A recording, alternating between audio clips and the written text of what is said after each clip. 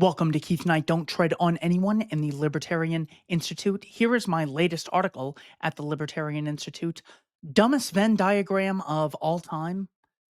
I believe that every argument should begin with commonly understood definitions. Capitalism is a social system based on the explicit recognition of private property and voluntary contracts. Communism is the abolition of private property altogether, and socialism is the institutionalized aggression against private property and contracts between consenting adults. Every shortcoming of capitalism applies many times over to socialism, since the latter does not legally recognize people's right to voluntarily defund or disassociate with unproductive actors in society. Under capitalism, no one can take a penny out of your pocket or get a second of your time unless you voluntarily give it to them. But under socialism, the state, or council, or committee, has the monopolistic privilege to coercively fund certain activities via taxation, which means the right to threaten people with prison if they don't chip in. What makes capitalism unique is the right to engage in the original appropriation using unclaimed scarce resources and contracting with others, employees and employers. The Venn diagram above literally blames all shortcomings of the human race on the right of adults to engage in mutually beneficial contracts. Let's go one by one. Is everyone equal under socialism? Senator Bernie Sanders, Hugo Chavez, Joseph Stalin, Kim Jong un, Congresswoman Alexandria Ocasio Cortez, and Jim Jones, all of these people are very unequal in social power and monetary wealth to others. Even if all wealth were equally distributed tonight, within 1 minute, some people would save, others would invest, others would spend on prostitutes, others would buy concert tickets, others would buy food, and we'd be unequal after 1 minute. All humans are unique, meaning that whenever we try to achieve a certain goal, some people are better organizers and communicators than others. A hierarchy is immediately established whenever human beings exist in isolation or when they cooperate. Capitalism allows us to trade with people who specialize in what they are good at, making everyone better off than they otherwise would be. Socialists promote egalitarianism since it's unachievable, making it the perfect excuse to grow the state. Oh, not everyone is equal still? Guess the government needs more money and power. There is a correlation between clean environments and capitalist economies for a reason. More freedom leads to more investment and social cooperation, leading to more innovation, leading to cleaner alternatives available to the masses. The profit incentive encourages organizations to economize on the resources they consume, which is why cell phones, televisions, computers, and thumb drives have increased in quality while falling in price, while using less and less resources. Consider a cell phone, television, or computer in 1980 and compare it to what is available to the average person in a capitalist country today. They all use fewer resources, are almost completely privatized, and have increased in quality and decreased in price. Socialists claim the right to confiscate between 40 and 100% of your income or property, and fear others might acquire property unjustly under capitalism. The very nature of socialism is rejecting private property rights. The very nature of colonialism is taking that which you did not acquire via voluntary exchange or original appropriation, being the first user of an unclaimed resource. I guess it's super immoral for tyrants far away to oppose their will on you a little, but when socialists claim the right to control all aspects of your commercial and social life, then domestic imperialism is totally different. Socialists are imperialists, coercively imposing their will on you while forcing you to fund inadequate schools, then denying you school choice. The fact that they live in your country and are not a foreign imperialist country is equivalent to saying it's wrong to sexually harass people if they don't live near you. But if someone lives near you, rape is justifiable if it's done via the democratic process. George Wallace was a famous racist in America some time ago. He claimed that coercive state segregation was a necessary regulation for the betterment of the country. Sound familiar? He rejected people's right to voluntarily associate, claiming that in segregated Alabama, they don't have the horrible, dangerous riots that desegregated areas suffer from. And he said that blacks suffered from desegregation since they could not get easily exploited by a higher IQ population if they mixed. The very same reason socialists give for why employees, consumers, and companies shouldn't be able to freely trade in an unregulated market. Governor Wallace went on to make the case in the 57-minute mark of his 1964 UCLA address that blacks can't compete with whites. For their own good, they should be separated. His proof was that there were 15 black college presidents in Alabama, and he couldn't name one in desegregated California. There is nothing racist about voluntary exchanges, and socialism gives racists a state apparatus to coerce racial enemies unjustly. Under capitalism, if I'm racist and I don't sell to blacks, I lose their business. Under socialism, I can get the state to tax them and redistribute their money to myself without having to create value in exchange. Prejudice can exist under any system, but capitalism makes racism less profitable, less potential customers, and smaller employee pool, and allows us to freely disassociate from bigots, while socialism gives bigots a police force to unilaterally impose their will on the rest of us.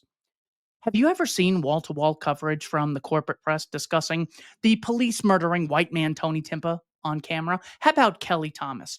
Far from being a white supremacist nation, the West today uses the racism conspiracy theory to get the feeble minded masses to demand bigger and bigger government programs. The mass white death currently occurring in Ukraine is eagerly encouraged by the establishment. The mass white death of the American Civil War is celebrated. The mass white death of the First World War is hardly seen as a tragedy. And the most widely recognized evil in history is the German National Socialists, leading to the common justification that bombing white German civilians was morally justifiable. To get an idea of the scale of German civilian deaths, the National World War II Museum estimates 8.8 million German military and civilian deaths in the Second World War, while the ethnic cleansing and mass murder operation in Gaza today by the Israeli regime is estimated at 43,000 civilians and military combatants combined. I believe since I've published this, that number is closer to 118,000. Regarding the claim that income disparities prove racism, Asians have higher incomes than whites in America, as do Nigerian immigrants. If employer racism explains the white black gap, the socialists must explain why employers pay Asians and Nigerian immigrants more money than whites on average. Could it be that they have different skills, different jobs, different work ethics, and create different amounts of value for employers?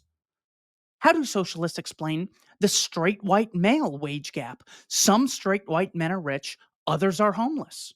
When it comes to violence, blacks commit violent crimes against whites far more often than the other way around. According to Dr. Michael Humer at the University of Colorado, homicides committed by blacks against whites are more than twice as common as homicides by whites against blacks in the US.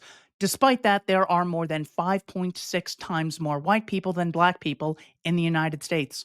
A randomly chosen black person is thus 13 times more likely to kill a white person than a random white person is to kill a black person.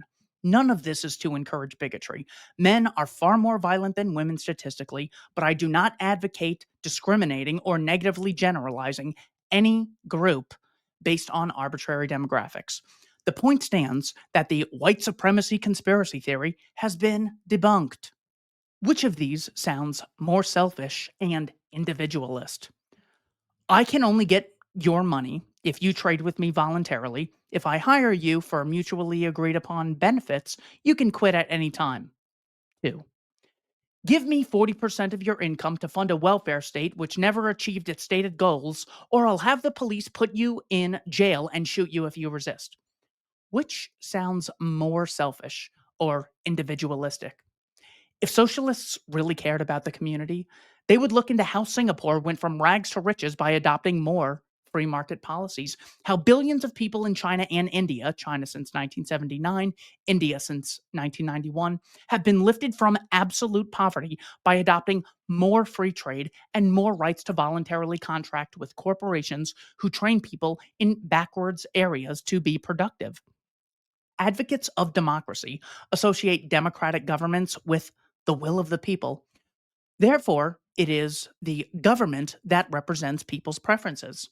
Of course, this is backwards. The voluntary sector, where people compete and are free to contract, represents us better than a state which has the right to impose unilateral obligations on hundreds of millions of strangers by legal fiat. What does this have to do with destroying nature? Since government is the socialist entity in society, because it's democratic, not private, socialists must logically take blame for all the destruction of government wars from Oliver Cromwell to the American Civil War to the First World War and the Second World War, along with mass murder campaigns being waged today in the Middle East and Eastern Europe. All societies use natural resources. Capitalism rewards people who plant trees in the present and conserve them in hopes of increasing the asset value for future selling. Notice how socialists switch between seeing private property as a parasitic construct and also the very thing that needs protecting. When Black Lives Matter riots destroy neighborhoods which people live in, loot stores where people shop for food, and destroy investment which took a century to erect, the socialist tells us it's just property, get over it. But when it comes to the need for the state to tax or regulate property, those trillions of dollars property are very valuable and the state must seize them for the well being of the masses. When socialists say, we want trillions for schools, healthcare, housing, infrastructure, abortion clinics, are they talking about trillions of humans or the importance of property? Consider the contempt socialists have for the masses. First, they take their income by threat of force via taxation, then tax the property people own, then deny working parents school choice, then complain that the world uses too many resources, even when these very resources allow the average person today to live a life of luxury most kings and queens of the past never could have imagined. The chart below from Human Progress shows that resources become more abundant over time because capitalists invest in looking for new alternatives of how to achieve people's desired ends. Between 1980 and 2017, the time price, amount of time one person has to work to acquire access to a certain product or service, has drastically decreased thanks to capitalism. It's amazing how a society that proudly boasts never hit a woman and has only enslaved men in military conscription to die in wars based on lies could be accused of misogyny, since socialists believe disparities between groups are proof of discrimination. Here are a few statistics from Progressive Myths by Dr. Michael Humer. Males make up only 50% of the population, but 95.5% of police shooting victims. The gender pay gap statistics do not control for occupation or other relevant factors. In other words, they are not, in fact, about the same work or equal work. Rather, almost all the gap is due to men and women doing different work. The men and women have different jobs. Of course, there's going to be a disparity in the income. Men suffer over 90% of all workplace deaths in America each year.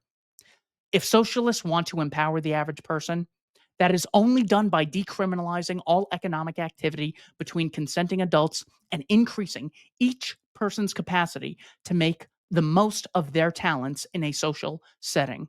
Thanks to everyone for watching Keith Knight Don't Tread on Anyone and the Libertarian Institute.